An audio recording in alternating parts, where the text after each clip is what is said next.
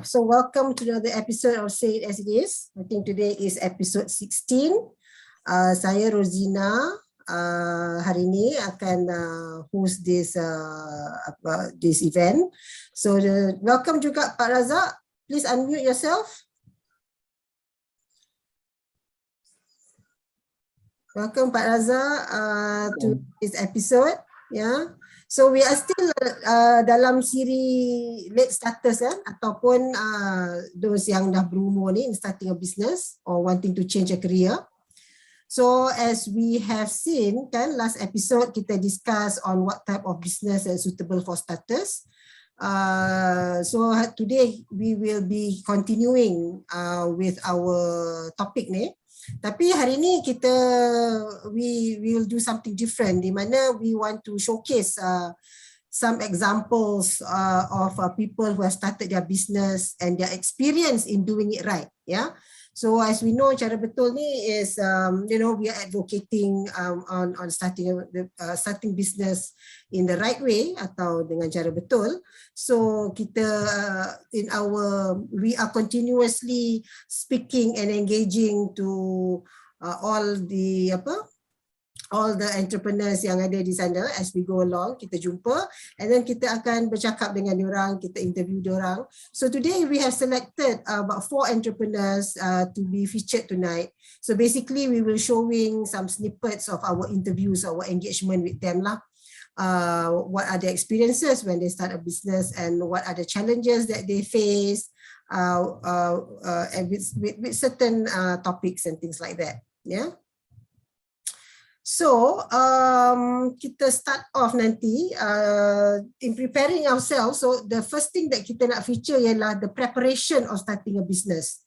So today we will listen to 2 of our friends, Encik Fairuz Azahan. He's a banker turned baker. So he started his business in his mid-40s. So he was working in the financial industry for 20 years and has started a keto baking business. Just before COVID actually, he's just started. And also kita juga akan mendengar dengan rakan kita bernama Encik Malik Radwan.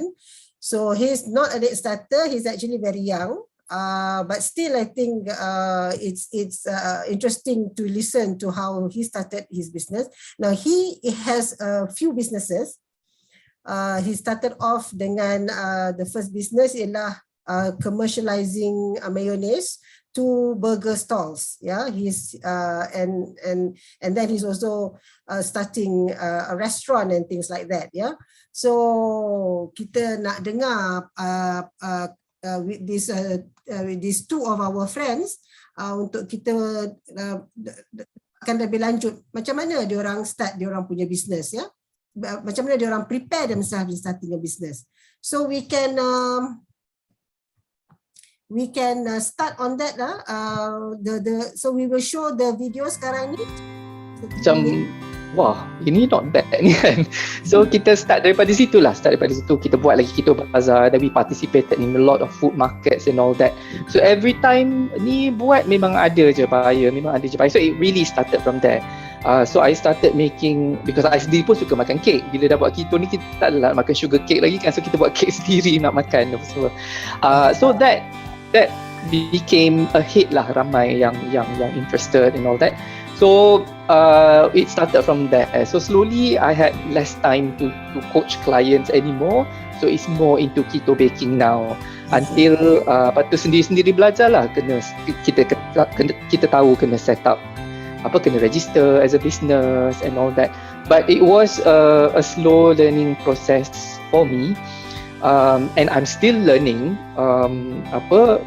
because kita tak tahu, bukanlah, I think is really, and especially for people from the corporate world, I think is to really unlearn, kosongkan everything, learn balik. That was a challenge. Simply because bukan tak boleh buat benda tu, boleh, tapi sebab kita ada experience, the experience tend to talk in the background, if you know what I mean. Yes. You tend to have an opinion. Yeah, you tend to have an opinion about everything. Sama pula where I was dulu, I'm used to getting things my way, things a lot done how I want it to be done, and mold you, tolong bagi tahu you, tolong help to shape you in your thinking. Lepas mindset dah betul tu baru I rasa sesuai things a lot dan you fikir bisnes apa you nak buat, you nak jual baju ke, you nak jual tudung ke, you nak buat services ke, benda-benda macam tu. Because to me it doesn't, kalau you dah decide nak jual apa pun but your mindset still tak betul, susah nak jadilah I rasa because it's just the foundation is probably not strong perhaps. I mean this is strictly my personal opinion lah. I tend to look the company as a whole, the system of operation and all kan. I cuba nak belajar benda tu, bukannya macam particular on what I doing. So sebab I found out yang mostly intern kan, diorang bila masuk apa yang diorang bagi itu je diorang buat. Diorang macam tak nak tahu lebih. Macam I more to bila I masuk satu company tu nak tahu macam mana diorang operate, apa diorang punya sale, apa diorang punya ni lah, A to Z kan. So I macam banyak-banyak tanya. So I tak okay bila I buat satu kerja yang sama everyday lah. So bila I buat business ni macam-macam benda I boleh buat ni. Okay lah, so to be sincere, actually my parents dia ada buat ada kedai wholesale frozen food. I see. Kat Shah Alam. So diorang dah been doing this for 30 years plus. And diorang more target for burger punya vendors. I see. So yang datang semua burger vendors lah. And then I always trying to find something yang I boleh jual dekat kedai diorang juga. I see. Okay. So itu macam at least my starting point kat situ lah. Cuma okay, so that is our first bit of sharing, yeah. So from this, from our two friends ni, there are a few things yang they have done in preparing their business, yeah. So just to get, there is one point that I can see from Fairuz, yeah. Di mana what's interesting is about dia punya one of his challenge is that, or how he prepare himself when he wants to start his business, ialah he has to unlearn, because he has been working for 20 years in the corporate world and all that. He has to unlearn and then relearn. So Pak Razak, what do you think of that? The challenges of unlearning and relearning ni, what can we, how can we, we prepare our mind, or our, how do we do that in starting our business? I can use my personal experience now. I was not aware when I started my business, fresh out of the corporate world, that I have to actually unlearn and relearn. I did not know that. I was thinking that whatever experience that I have will be of value. But to be fair, you have to be more specific. There are something that you don't want to unlearn. For example, if you are starting a business which rely on your functional skills, you are an engineer, maybe you are a gas engineer. You're starting a new business, supplying gas. Please don't unlearn your functional skills as a gas engineer. That is useful for your new business. I was actually lubricants and chemical and specialties person. But I started a new business by having a farm. So those functional skills that I learned, how to blend chemicals into lubricant, is of no value. That one I forgot. But what I realized is what we really need to unlearn is the corporate and operation. I see. When you start a new business like what Mr. Steve Blank always said, is not a mini version or it's not a miniature of a big business. If you come from a corporate background, especially if you come from a big business background, you are so used to doing things according to a certain procedure. The corporate structure is such, you have various departments, you have various reporting levels, and then you also have SOPs. Please unlearn that. If possible, forget. Totally forget. Because when you're starting out, you are actually exploring new territories. You have learned before was based on something that's already been proven. Yeah, I was in the oil business, so everything I learned was already, the oil business was hundreds of years. So that's proven lah. These are the structure, is proven methodology, is proven process. But you cannot use it in your new business lah. When I started a farm, apa kena-mena dengan oil industry ni? Actually, I have to learn everything. But the mistake I made was I find it very difficult to let go. I see. I think that's what Fairoz was saying. Where his experience tend to influence his action. And that is actually mindset driven. We find it difficult for people of a certain age to let go of something that they are good at. Maybe Fairoz was good in finance. Find it difficult to let go of finance. The discipline of finance tu macam apa ni still influence his thinking. Yes, it's true. But what he does kind of thing lah. But that doesn't mean that in his new business he don't have to employ financial knowledge. But extent lah that he was relying on financial skills, financial admin, financial strategy. When you start a bakery, you don't have to be that sophisticated in your financial dealing lah, in your management. And this is something that only those that have gone through the process really realize it. So what we're trying to do here to prepare people, if you want to make the switch from a corporate background into a new business, which have actually very little to do with your background, you may have to learn new things. Unless you work in a bank and your new business is another bank. John Fairoz, he got, I don't know where he got the money, he got Bank Negara approval to start a new bank. Banking background. Jadi boleh lah. Useful lah. I see. But even that up to limit, because when you start a business, you are actually starting without support, without the structure. So you virtually have to build it up on your own. You don't have 2 or 3 people helping you to come up with a decision analysis. Yes. Yes, you have to do it on your own. So there is a big need for learning, and this is what was mentioned by Malik.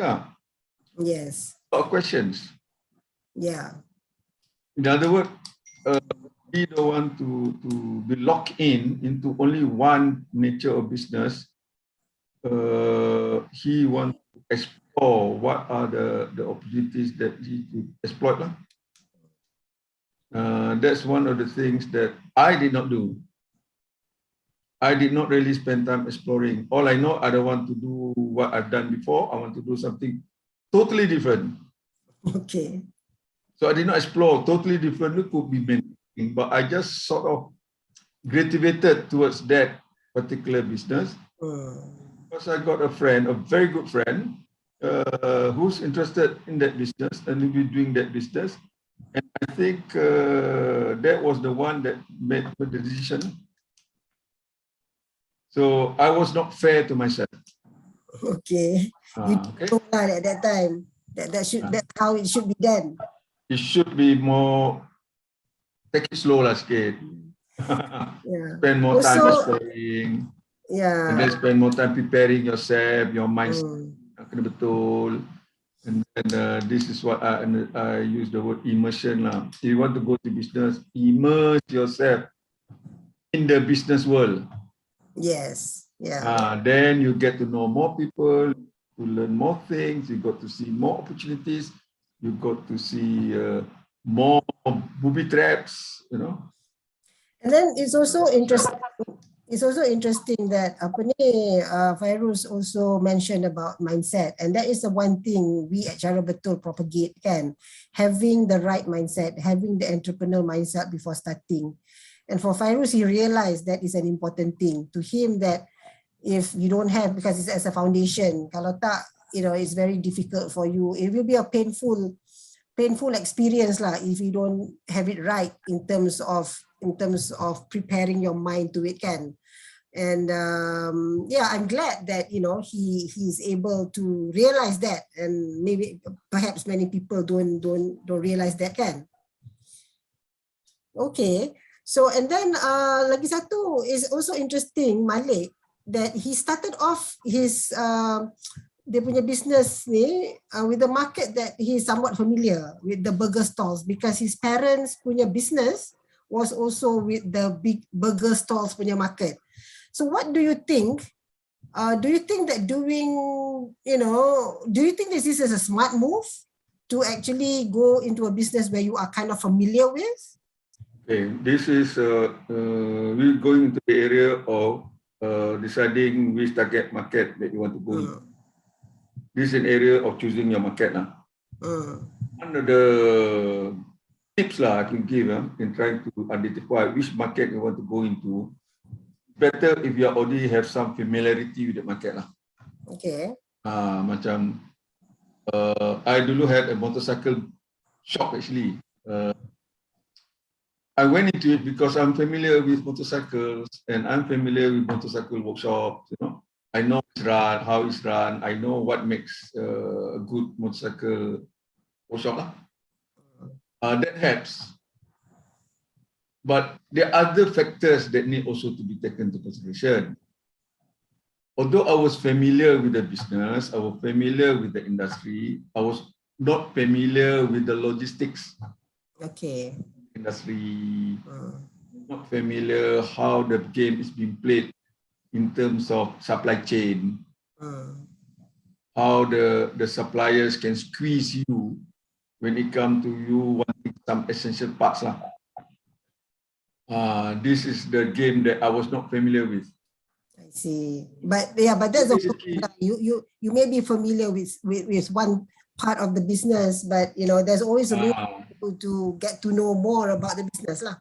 So what actually I should have done is, I'm familiar with the workshop business, motorcycle workshop business as a whole, but I should spend a little bit more time trying to understand how the market works, right, how the supply chain works, how the logistics works, that kind of thing lah. So it's good to go into an area that you are familiar with, but make sure before you make that jump, you expand or deepen your knowledge about that particular business. Right. All this while you pandang as an outsider lah. Yeah. So third-party observer.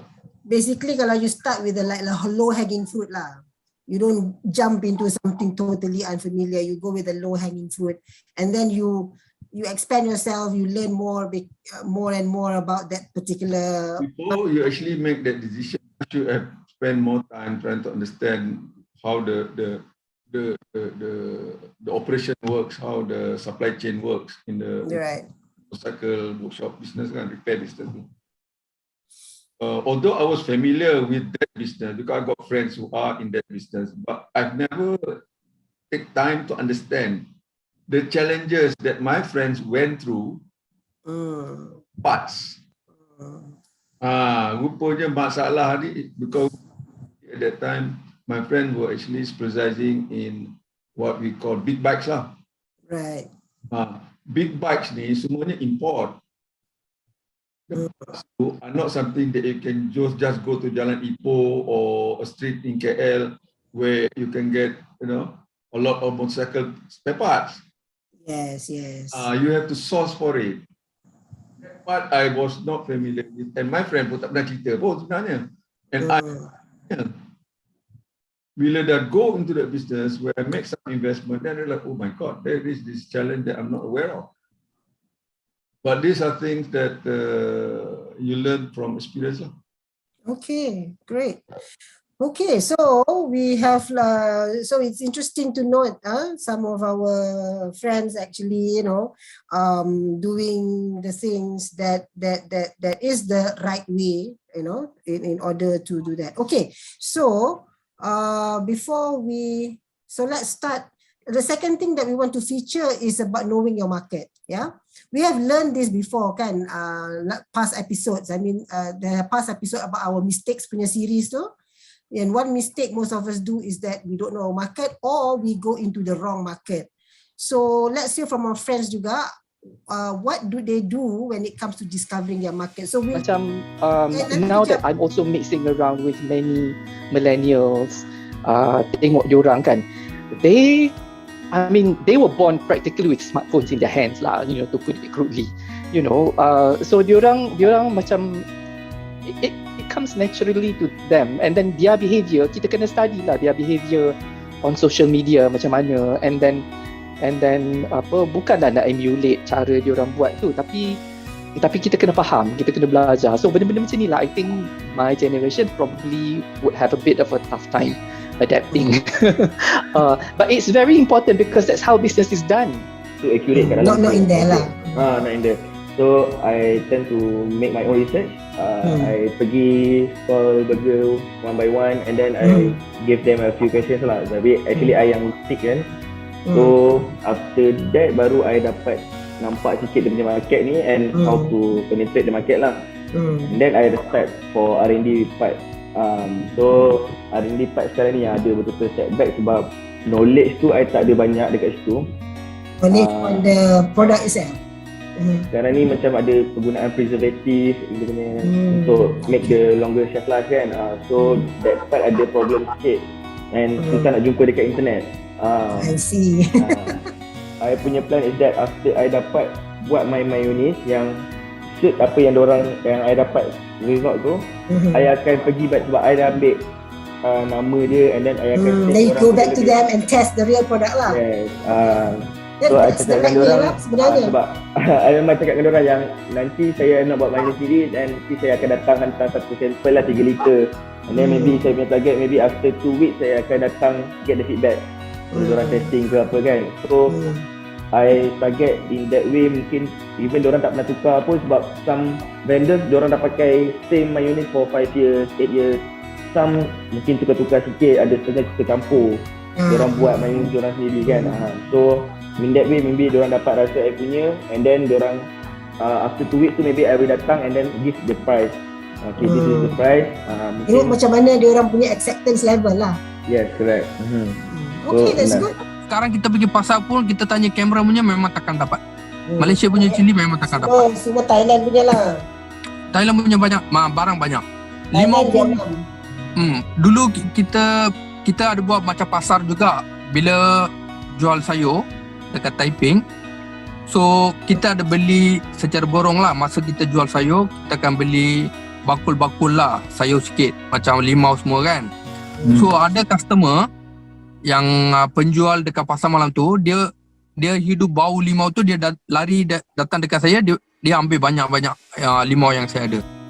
Sebab dia tahu limau tu bau bagus. So customer pun nak limau macam tu. Disebabkan kita tak ada supply, kurang barang, dia orang beli barang macam Thailand punya lah, sebab itu yang ada kan. Kalau kita provide barang macam ni, mesti orang akan ambil. Memang ada demand. Okay, so yang yang tadi tu was Mr. Bala Murugan. Yeah, he's not a late starter as well, as you can see, he's quite young. So he's actually a farmer, a vegetable farmer. Actually, he did this a few years back, tapi he kind of failed on that particular farm. But he's now looking to revive his farm business. He has a passion in farming, and as you can see, he actually understands or understands what are the missing things yang ada dekat market tu with regards to, macam the limau and things like that. He knows that the Malaysian punya quality is much better, tetapi tak cukup supply from his observation from the market. So he went around and from his customers, the pasar people and all that. So he did that, yeah. So macam juga Malik, he actually takes time to go and meet dia punya potential customer lah, understand dia orang punya issues, dia punya pain semua ni.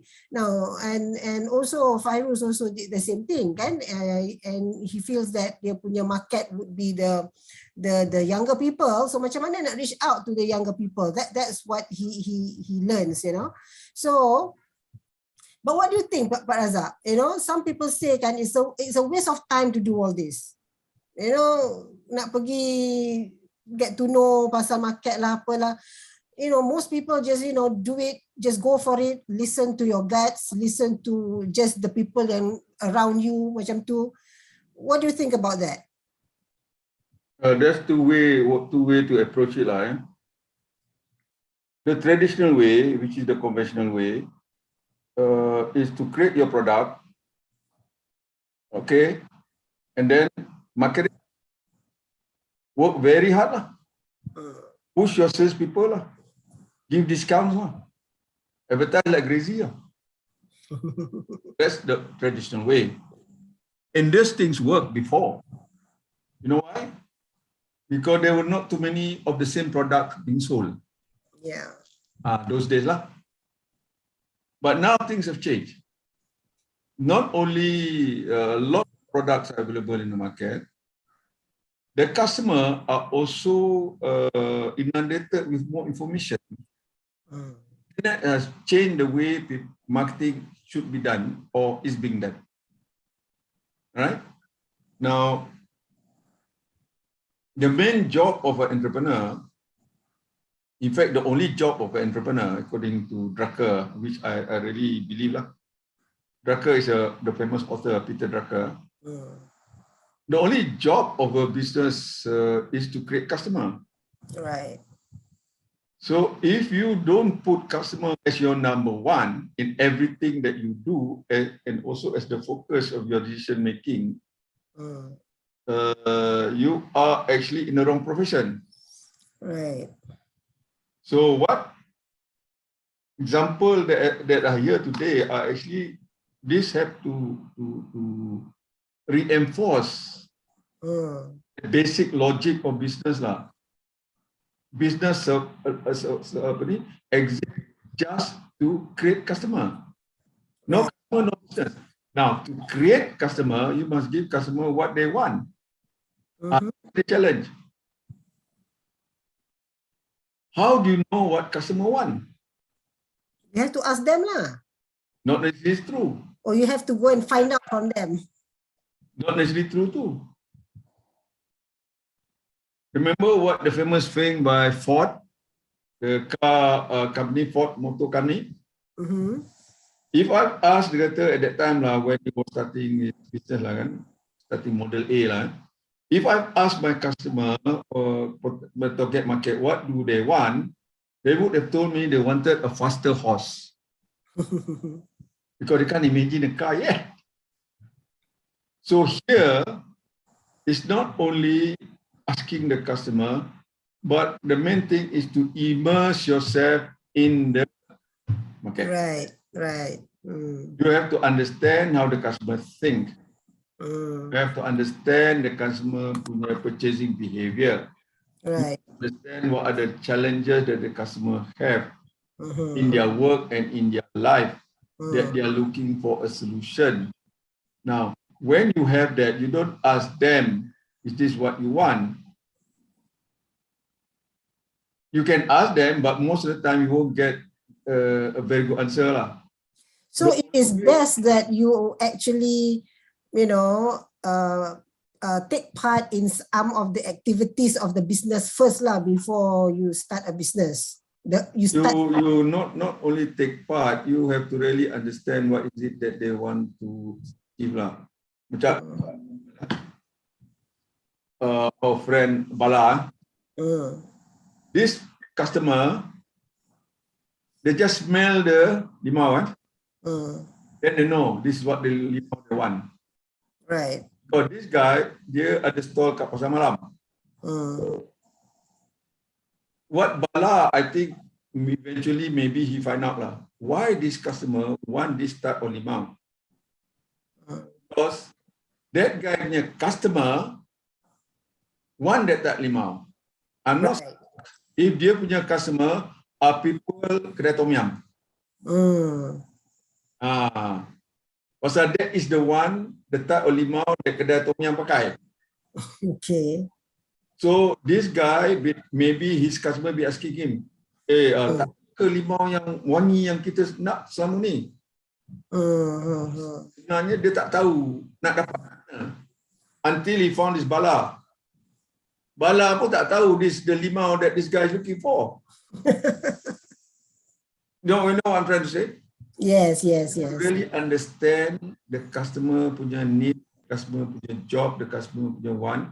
If it's a customer who selling to another somebody else, you got to understand why that person want that the thing lah. Yes. You can only do this not by a survey. Most of the time, these people don't have time to answer your survey. If you network with them, you spend time with them, you drink teh tarik with them, you chit chat with them, you have breakfast with them, you observe them. That means you immerse yourself with your customer. Right. That's the only way. People may say, oh, that's not very scientific. Let me tell you lah, does not matter whether it's scientific or not lah. That is the best way to know. Yalah, but in the case of Bala, kalau hari-hari dia pergi hantar kat pasar malam and then the pasar malam people keep saying that oh they want more of this and then dia tak boleh nak provide, he doesn't have the enough supply, so he knows that is the demand from the market. That is the opportunity he can exploit. The same thing with Malik. Malik did the right thing. He spent time with the burger stall owner. Right. He understand what mayonnaise are they using now. And he understand what are the issue they have. The current mayonnaise, maybe the issue on pricing, Right. the issue on taste, maybe issue is supply. So he understand what are the weaknesses of the current product that the burger stall owners are using, and he knows if he could give them solution to their complaint, Right. got a potential market lah. And he do that by not just talking. I like the way he did it. He did a product sample. Yeah. Kan dia kata dia bagi product sample. Dia bagi sampel. Dia bagi product sample. I don't know whether he give it free or he give it a 50% discount, or I don't know. But it was the right thing to do. That's why I say, instead of talking and asking, do what I would call a prototype. Right. Some people use the word minimum viable product. I don't like the word minimum viable product. I like the word minimum viable prototype. Produk ni dah siap, dah mengaku produk ni benda yang dia nak. So macam Bala, dia prototype dia tak payah buat, dia pergi beli je. Dia bagi, okay, ini macam, okay kah? And then si Malik pula dia buat, dia bagi kat burger stall owner kan. Then get feedback lah. I miss. And then Fairuz pula, he don't know, he have to really spend time with his target market. Right. Understand the most important thing sebenarnya, which many people forget. Whatever you do is nothing new. Orang dah. But that doesn't mean you cannot start business. Because there's nothing that's perfect. Yeah. Ini tak ada yang perfect. Yang perfect. Kereta tak ada yang perfect. Basikal tak ada yang perfect. Even accounting services tak ada yang perfect. So the idea here is to go into the market and see what's missing. Right. then improve it. Mm. That's why when people ask me, Pak Razak, I want to start business, but I don't have an idea of a new product. I say, who's asking you for new product? Ada ke ni looking for new product? Yeah. Tak ada, semua improve product. Mm. So to know improve product is to know the weakness of a current product. How do you know that? By going into the market, by networking, market, by spending time with them. And all this requires patience, Right. requires willingness muka tebal. Hanya muka tebal. Requires willingness to learn. Jangan go there with solution, tunjuk pandai pula. Yeah. Yang kamu pun. Because you have to humble yourself lah. That's right. I did that towards the later end of my career as a farmer. I really humbled myself. I really went down to the pit. I understand. And then I realized how stupid I was when I started lah. But it's already too late lah. But yeah, it's a hard lesson. But Yes. it's something that is needed lah. So that's how I look at it lah. Spend time in the market. Okay, so we have the third one. Another one is about using tools to clarify our business idea. So we have a short video from our friend Mustakim, who's also who's a rock melon farmer. I think we've seen him before. So let's hear from him on using tools to clarify business ideas and help to strengthen the business. Play the video, please.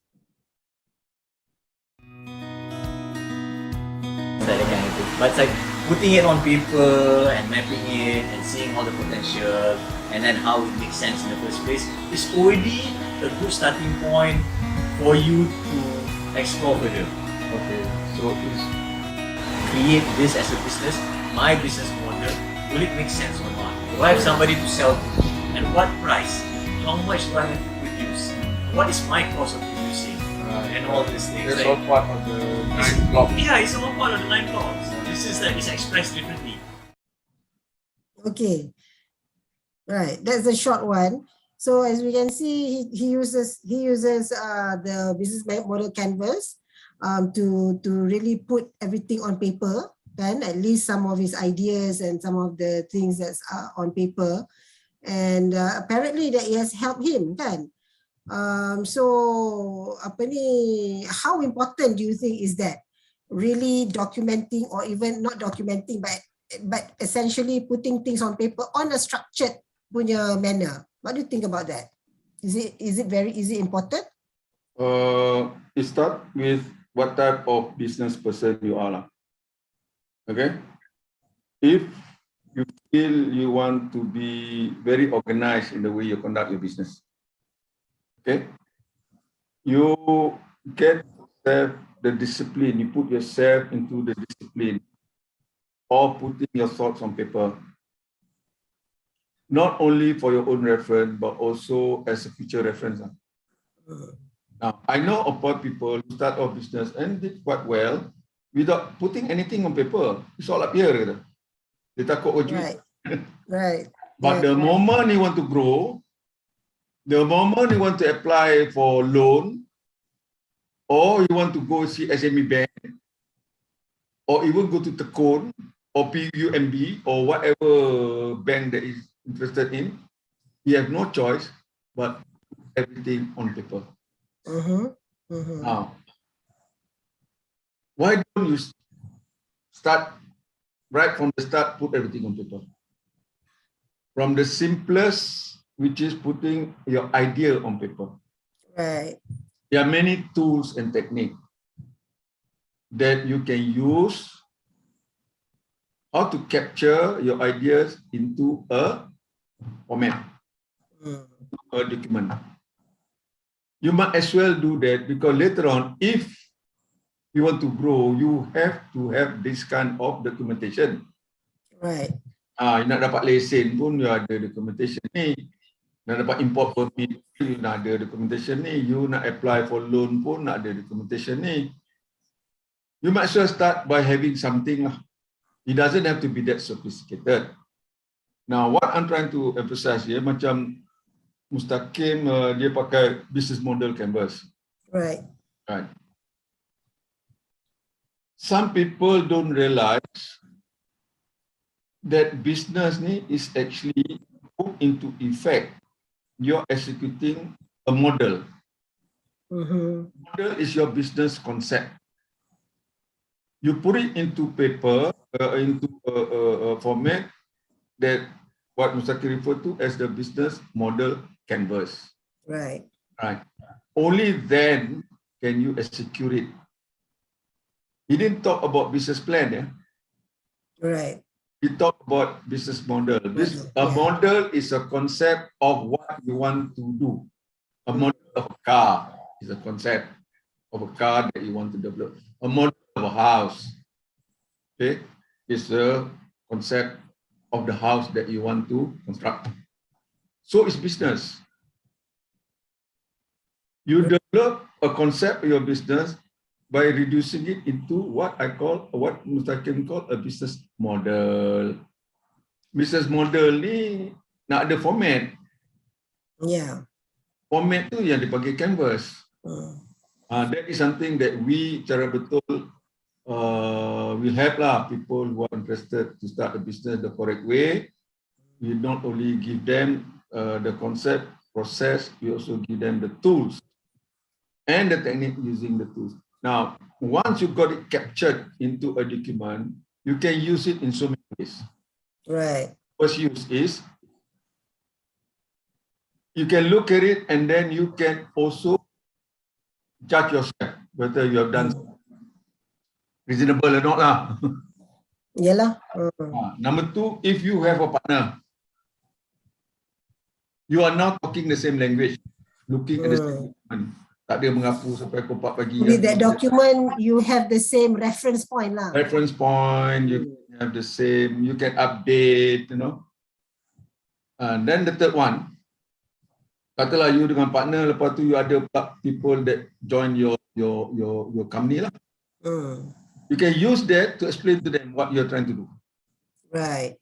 Not spending maybe 1 week trying to come up with a detailed business plan. Because you baru, all you want is a concept. And then when you are required to come up with a business plan, because the bank still want business plan, you can use that as a starting point. To translate it into a execution plan, to become a business plan. So there are many advantages lah, but the main thing here is this lah. Until you put it down on paper, this is my personal experience, until you put it down on paper, as far as I'm concerned, you're still fuzzy. Right. So this fuzziness is the most dangerous thing when you are starting a business. Especially if you tak sabar. A lot of people tak sabar, they actually execute a fuzzy business model. So dia main terjah je lah. Bukan terjah je, dia Tangkap muat je. tangkap muat lah. It's very fuzzy kan. And they don't want to go through that process of that journey of trying to validate or trying to make that fuzziness something more clarity lah. Because they don't have time. They kata, I don't have time. You don't have time, good for you, I would tell them. You don't have time to fail. Yeah. You don't have time to do fuzziness, but you will have time to fail. So the lesson is that you spend more time in the preparation, in the planning. Clarify. Yeah, you clarify, you verify, because you want to mitigate or reduce the risk lah, kan? Yeah. And everything also got risk. Tapi by doing this, you can reduce your risk. But you can only clarify if you put it on paper. Yeah. You cannot clarify where it's still hanging in your yeah. And your partner also ada dia punya understanding pun dalam dia punya head lah. Yes. Both of you agree on what you can put on paper. In this case, use the business model canvas tu. Benda akan jadi masih lagi cerita dongeng lah. So it's kalau tak, maybe there might be some misunderstanding. There will be misunderstanding. Yeah. will be misunderstanding. There Cakap-cakap, will be borak-borak macam tu je. misinterpretation, and Yeah. the worst mistake that entrepreneurs have Hmm. if they work in a team. The worst mistake is they think their partner is a brain reader. Mind reader. Mind reader. I told you what before, you should know ahead. This is what we're going to do. Hey, bloody hell, you think the only thing you tell him and that he can remember. There's so many things you told him now. And he can't remember everything you told him because he also got his own mind. Now the thing is, it's not that difficult. It's such a simple act. But people don't know how to do it because dia tak tahu. Kalau aku nak put this idea on paper, tata 3 hari 3 malam kot. Macam buat term paper kot, 3,000 words. No. We have identified, we have developed some very simple, user-friendly tools that can capture the essence of what you're trying to do. So basically, that's how Cara Betul develop kita punya products, kita punya programs, with all the experiences, we learn and we develop from the learnings of all the experiences from the real entrepreneurs who has been doing it right. Also from our experience, plus all the observations, the continuous observations that we do, then we come up with our program. Di mana our program ni ialah, we take on all these factors and come up with certain processes, certain tools yang boleh senang diguna pakai, kan? Macam how to prepare our mindset semua tu. We have the tools. How to put easily document, put your ideas into paper. We have the tools. So that is where Cara Betul can. And how to conduct a lot of verification exercises, because when you start off, most of the time, most people have what we call assumptions, or beliefs, or opinions. The problem there, if they forget to verify the assumption, though, as if it's the truth, and they use it as a starting point for a business. A business based on assumption that's not verified is a very dangerous thing. Yeah, so that's why you have to immerse yourself in the market. So that And then form certain assumption, and then we also can provide some guidelines and some tools, what we call testing methods. Okay. People, burger operators, burger ni, I think they like their mayonnaise in 5-liter box. Okay, that's your assumption. Yeah. Second block, I think they like mayonnaise to be the texture to be slightly softer. Second assumption. The third, I think they prefer their mayonnaise to have a better smell. Maybe smell the lemon smell. These are wonderful. Based on some discussion, this is what you get. But for goodness sake, test it out. Yeah, that's right. Have a prototype lah. Okay, so kita ada 1 minit lagi. It's a very interesting time today. So we want to thank all our contributors hari ni, Fairuz, Encik Fairuz, Malik, Mr. Bala dan juga Mustaqim, and we hope to feature other people that we have spoken to later on. So thank you so much. Dan juga to summarize, to have a little summary juga, basically entrepreneurship ni, to go into entrepreneurship ni is a continuous learning process. You cannot just stop learning. You have to be there and then you will discover new things. So learning process is not done in classroom. So pergi kursus tu bagus, tapi what's important is that it must be done in real life. So kalau nak jadi entrepreneur tu, you just have to be an entrepreneur. You learn by doing, not by just reading books or whatever. You just have to do it, and then you make mistakes, you learn some more, you do some more, and things like that. So that's. But our question, you learn to possible get a good coach . Yeah, get a good coach. Yeah. Jangan tersilap nanti tak ada orang nampak. Buat silap sendiri tak nampak. Yeah. Okay, so we have to end our session today. So I hope that this has been helpful to all of us. And then juga, so go for our look out for on the 8th of February. Kita lepaskan Chinese New Year, we'll have our last part di mana insyaAllah we'll be able to talk to some late starters, and get to know more about their experiences and also their opinions and thoughts about beneficiary business. Thank you. Right, thank you. Good night. Bye-bye.